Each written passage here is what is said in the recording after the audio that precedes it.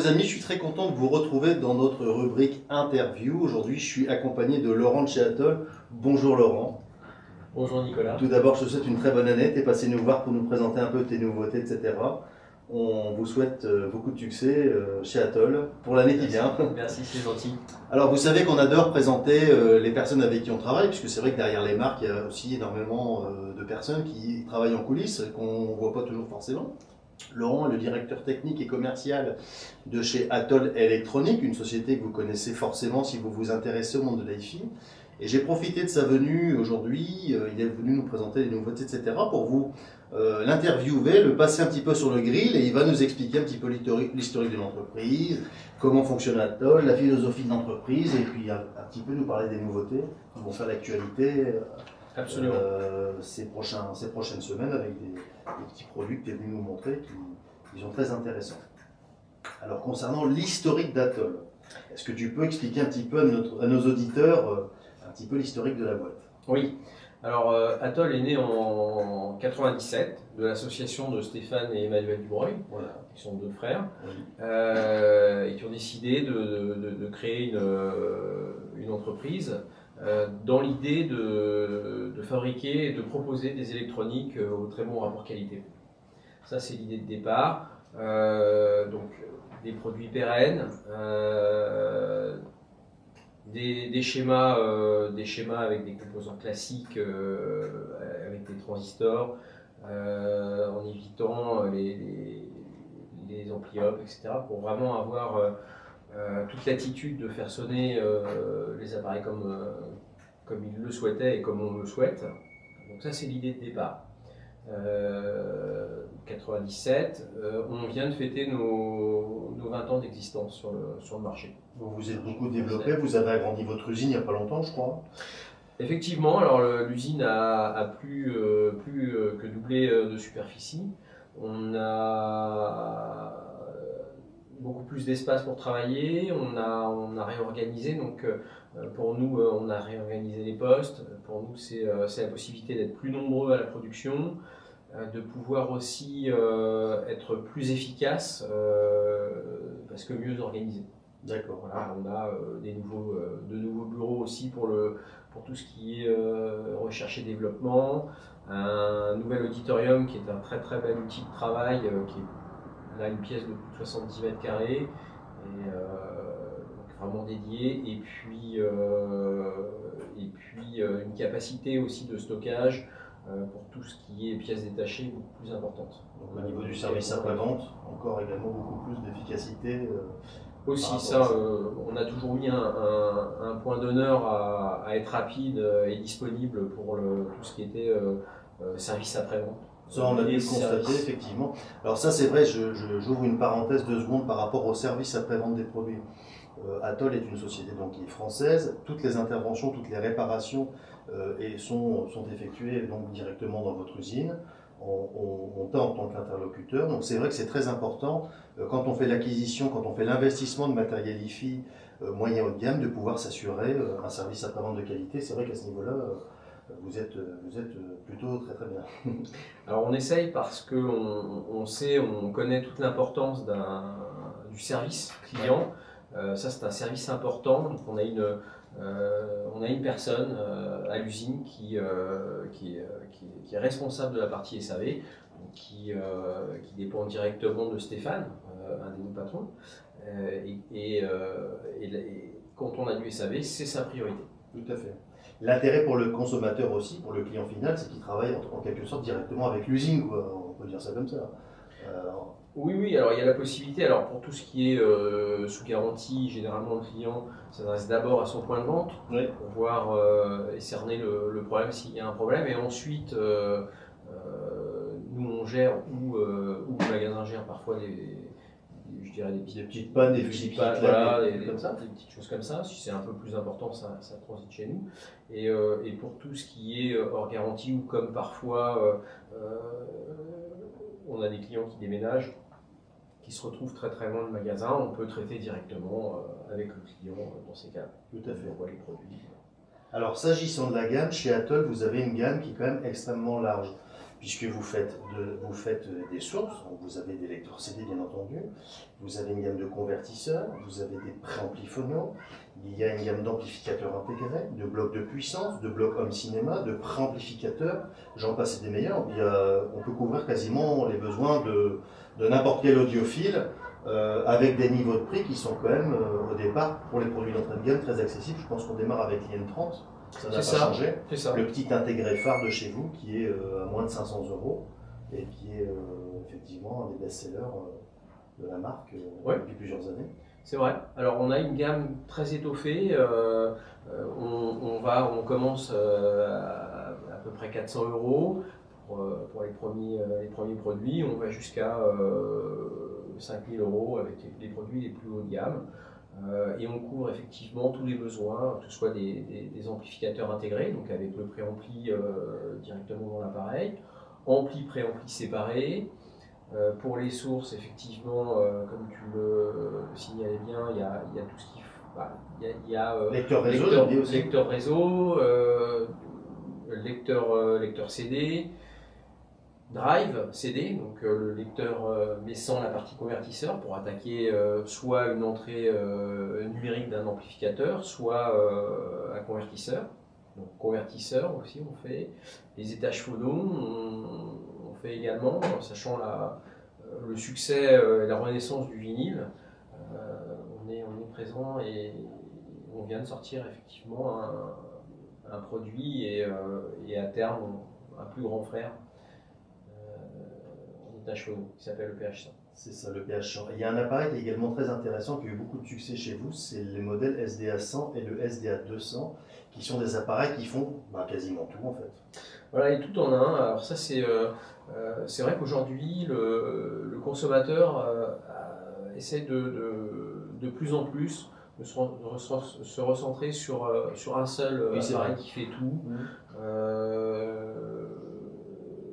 Parce que c'est vrai qu'on va sur des intérieurs où on essaye de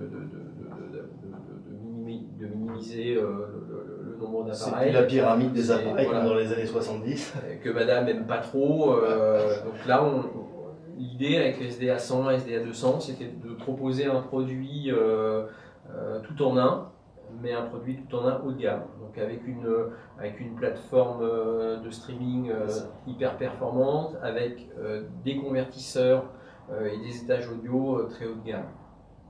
Voilà, c'était vraiment l'idée. Et de le décliner sur 2 modèles. C'est un peu des produits sans compromis, mais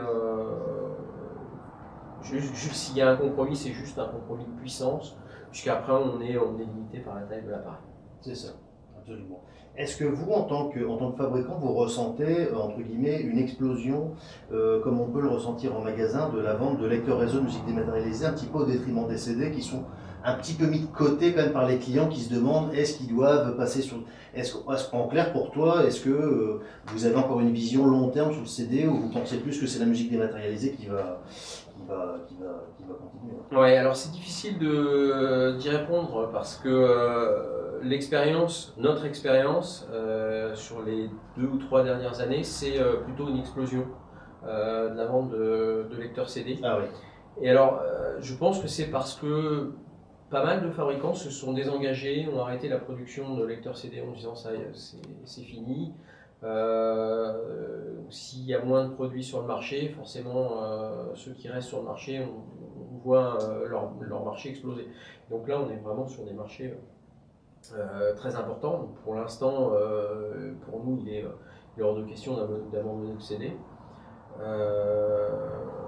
Évidemment, le constat et la réalité du marché nous pousse de toute façon à développer de plus en plus et à rechercher de plus en plus sur tout ce qui est source dématérialisée. D'accord. Donc ça c'est et avec je dirais avec aussi l'arrivée de fournisseurs comme Cobuz, par exemple, qui est un acteur majeur de vente de fichiers dématérialisés et de streaming. Tout à fait. On a aujourd'hui la possibilité d'accéder à des fichiers de très haute qualité. Et c'est vrai que d'un point de vue de mélomane ou d'audiophile, c'est quand même très intéressant C'est vrai qu'on voit apparaître de plus en plus de lecteurs réseau qui intègrent carrément la connectique avec Cobuzz. On peut directement faire le lien avec son abonnement. Oui, ça existe. Absolument. Absolument. Et là, Cobuzz, il me semble qu'ils sont les seuls pour l'instant à faire ça, à proposer vraiment du streaming en haute définition jusqu'à 24 bits, 192 kg. Ouais. Alors, avec la limitation parfois du débit internet. Parce que là, on est sur des fichiers assez c'est lourd. Ouais. Chez certains clients, on a pu constater des petits soucis parce qu'il faut un débit qui tire un peu. L'idéal, c'est la fibre. Voilà, l'idéal, c'est la fibre. Tout le monde n'a pas la chance de pouvoir en bénéficier, mais en tout cas, on va vers ça et c'est plutôt très très bien. C'est plutôt une bonne chose. Alors, tu étais venu aujourd'hui nous parler de tes nouveautés. Oui. Est-ce que tu peux expliquer un peu à nos auditeurs les nouveautés, notamment sur les gammes signatures, qui vont voir le jour et qui sont d'ailleurs déjà d'actualité, je pense. Voilà, ça sort cette semaine. Ça sort cette semaine, donc voilà. C'est vraiment tout chaud. C'est tout chaud. Dis-nous tout. Alors, on a revu la gamme, ce qu'on appelle nous la gamme 200, qui correspond à l'intégrer, l'IN 200, au préampli, PR300, au bloc de puissance AM 200, au lecteur CD, qui est le CD 200, et au drive CD, qui est le DR 200. Donc l'idée, c'était d'harmoniser esthétiquement la gamme pour qu'elle puisse se marier avec notre dernière intégrée qui est sortie il y a une petite année et qui s'appelle IN 300. Voilà. L'idée, c'est vraiment de pouvoir créer une homogénéité visuelle entre les produits. Pour ce qui est de l'IN 200, la face avant, l'afficheur change. On passe sur un système à 2 boutons comme sur l'IN 300, un affichage OLED, la possibilité de recevoir une carte numérique qui va traiter aussi bien le DSD que le SPDIF, les flux SPDIF, qui bénéficient d'une entrée Bluetooth haute qualité. Parce que ça aujourd'hui c'est quelque chose qui est dans l'air justement du dématérialisé et qui est juste indispensable. Tout à fait. Voilà, donc on a fait d'une part une mise en conformité visuelle et d'autre part une avancée de ce point de vue-là. À la pointe de l'ouverture avec toutes les connectivités dont on a besoin aujourd'hui pour écouter justement de la musique dématérialisée. Absolument. Ça c'est vrai qu'aujourd'hui c'est un indispensable, c'est vrai qu'on en parle souvent avec les clients qui nous posent des questions sur des lecteurs CD, des amplis. Aujourd'hui les entrées numériques sont hyper importantes justement pour faire face à ça. Et puis pour terminer sur cette note un petit peu franchouillarde, c'est vrai qu'Atoll est une marque vraiment française, l'usine est basée à Bressay, donc c'est vraiment... On est vraiment sur nos terres et comme me disait Laurent tout à l'heure, plus de 80% des produits proviennent, l'assemblage des produits sont faits avec 80% de pièces détachées qui viennent de France. Qui viennent de France, voilà, qui sont faites pour part à Metz chez notre fabricant de face avant et boutons, Grablor. Les châssis sont faits chez TFE à Lamballe, en Bretagne. Voilà. C'est vraiment du local. C'est du local. On a 17% des produits, des produits qu'on achète en Europe, essentiellement en Espagne, et pour 3%, c'est du produit asiatique et essentiellement japonais. D'accord. Voilà. C'est vrai qu'on ne peut pas aujourd'hui, dans la partie électronique pure, se ravitailler essentiellement en France. Il y a toujours des produits qu'on n'arrive pas à trouver puisque certains produits n'existent plus, certains produits sont complètement délocalisés. On ne peut pas tout faire en France. C'est aujourd'hui quasiment mission impossible. C'est mission impossible. Alors, il faut effectivement, sur les composants, on n'a plus vraiment le choix. Maintenant, tout ce qui revêt pour nous une importance capitale, donc tout ce qui va être face avant, châssis, circuit imprimé pour faire nos appareils, on essaye de le faire en France le plus possible. Et c'est dans l'idée d'éviter les inerties, d'être réactif et de pouvoir pouvoir réagir en temps réel si on constate qu'il y a une modification à faire sur telle ou telle face avant. Beaucoup plus de réactivité vis-à-vis des partenaires. Voilà. C'est sûr que si demain on veut modifier une carte, un composant, un truc comme ça, c'est plus facile s'il est à 2 km de l'usine que à 5000 km ou 20 000 km. La différence, c'est que dans un cas, on va avoir une réaction qui va être de l'ordre de quelques jours. Dans l'autre cas, ça va être quelques mois, voire 3-4 mois. Voilà, donc en termes de réactivité, ça c'est un peu longué. Voilà, en tout cas, nous, on aime bien le côté réactif et ce qui nous permet d'avancer aussi plus sereinement. Tout à fait. Quand on design des produits, quand on fait du prototypage, c'est aussi beaucoup plus rapide. Donc c'est vrai que les avantages de fabriquer sous forme d'une pépinière en quelque sorte, ça c'était un peu une technique qui venait aussi du Japon, c'était de travailler avec des personnes essentiellement locales, ou en tout cas dans un périmètre géographique relativement court, pour justement pouvoir réagir et être très performant par rapport au réajustement au niveau du service après-vente, etc. Parce que c'est vrai que quand on a une pièce détachée ou un truc comme ça, il faut le commander à 15 ou 20 000 bornes de chez soi, c'est pas forcément facile. Oui, alors le client final, on va dire que c'est peut-être pas son problème direct, mais quand même, parce que à un moment donné, le délai, il va aussi devoir le supporter, ça crée une attente, etc. Donc c'est vrai que c'est toujours mieux de travailler en réseau le plus court possible, de toute façon. Bien sûr, parce que les ruptures de stock, ça peut arriver. On peut avoir été inattentif et savoir que dans un délai très court, on peut gérer une rupture de stock, c'est capital. Ouais. Vraiment. Donc ça fait partie des choses importantes dont on fait vraiment, c'est vraiment une priorité pour nous. Voilà. Alors on va parler maintenant d'un dernier truc pour clôturer le débat, le son Atoll. C'est quoi le son Atoll pour toi? Quelques mots. Le son Atoll, c'est un son vivant, ouvert. L'idée, c'est de vraiment coller à l'enregistrement, à l'instrument, et pas à l'idée qu'on s'en fait, mais plutôt à ce qu'on ressent quand on écoute cet instrument live en acoustique. C'est nous, en tout cas, ce qu'on cherche le plus possible à obtenir. Donc fuir les colorations autant que faire se peut et coller vraiment à la dynamique, au timbre, à la matière de chaque instrument. C'est vraiment très important. Et c'est pour ça qu'on utilise essentiellement du composant discret, donc transistor, et qu'on va fuir tout ce qui est ampli opérationnel, où là on est obligé les schémas sont pas, il n'y en a pas 50 000, c'est un peu toujours les mêmes, et les seuls moyens d'action après c'est la qualité des alimentations et des composants autour. Nous on veut aller plus loin. On veut vraiment gérer tous les étages, toutes les possibilités qu'offre un montage. D'accord. On va utiliser les polarisations en pure classe A. On va choisir dans les polarisations pure classe A celles qui nous plaisent le plus à l'écoute. Donc certains composants, certaines résistances sont choisies à l'homme près. Ce sont des choses que nous permettent nos montages et justement l'utilisation du transistor et du transistor à effet de champ actuellement.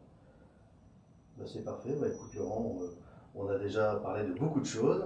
Je te remercie beaucoup de ton accueil pour avoir répondu à toutes nos questions. Et juste pour conclure là-dessus, c'est vrai que nous, au magasin, Atoll est une marque qu'on distribue depuis plusieurs années. C'est une marque que nous aimons parce qu'elle permet à un nombre d'utilisateurs extrêmement important de pouvoir évoluer dans une gamme. C'est vrai qu'avec un amplificateur IM30 qui démarre à moins de 500 €, vous avez quand même très clairement pris le parti de pouvoir offrir une qualité de son à des clients qui font un premier pas dans la hi-fi ou qui n'ont pas la possibilité ou l'envie d'investir forcément des budgets extrêmement importants. Et ça, c'est vraiment une volonté de votre part et ça, c'est très bien parce que nous-mêmes au magasin, on est très très porté sur la démocratisation du bon son. Donc ça, c'est une très bonne chose. Laurent, merci beaucoup et puis à très bientôt les amis pour une nouvelle interview.